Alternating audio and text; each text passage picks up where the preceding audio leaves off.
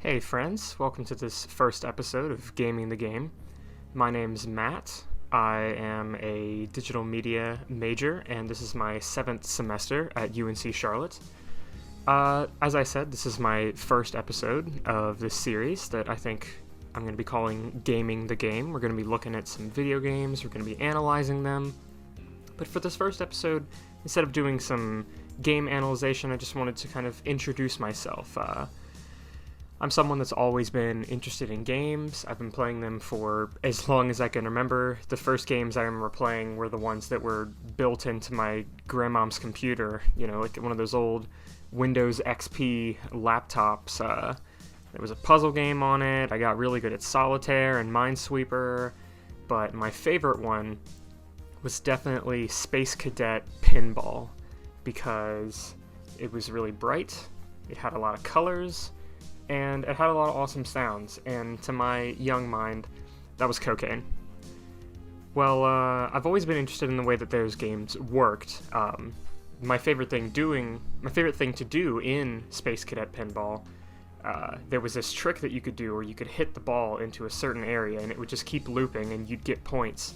And that was really fun. Like, I'm not a code junkie, but I like seeing the way that you can explain the inner workings of how these games function, their AI, if they have AI, like knowing exactly what's going to happen when you reach trigger points, or, when you hit a pinball into an infinite loop combo and crash your grandmom's computer because of your high score on Space Cadet Pinball.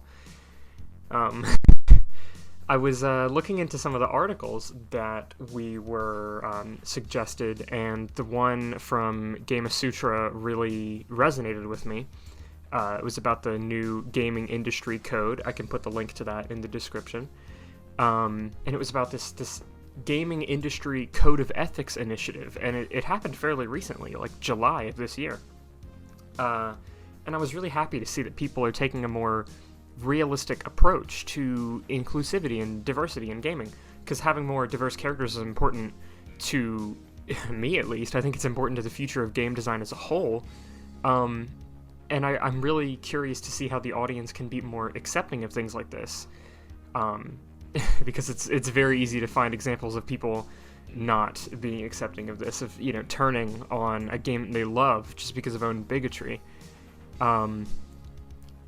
Like, if you need an example, there's this game that released last July, The Last of Us 2, and I was a huge fan of The Last of Us 1. It was a really excellent story-based game. It was practically a movie that you got to interact with amazing voice acting and plot elements and all these amazing things.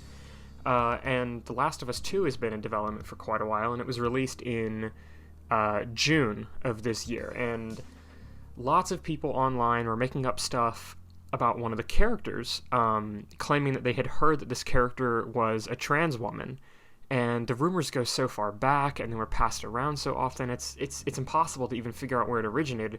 But the point is that this was completely false. But because this character had slightly broad shoulders and had a little bit of muscle on their arms, they were just instantly and incorrectly labeled as someone who must have been a man in their past. And either way, if this woman is trans or not, I mean, so what? Who cares? I'm all for a meaningful inclusion, and it's not a big deal, unless the majority of people happen to be transphobic, or at least alienating. Oh wait, they are. It kind of baffles me how they have this sort of weaponized phobias. Like, you just put a label on a character and then boom, it's like a weight that just sinks the game to the bottom of the ocean and it never gets seen again. It just gets ran into the ground with bad reviews and toxicity, and I think that's exactly what happened to this game. And that's just one example. I think that pretty perfectly explains the love-hate relationship I have with this industry.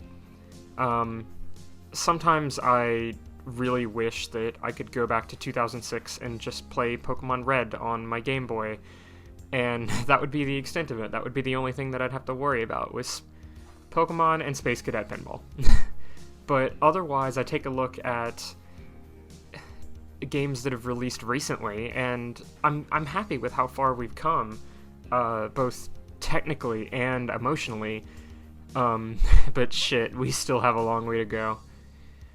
Those are my thoughts on this introduction. I'll be releasing new videos about new games and group projects every Sunday-ish.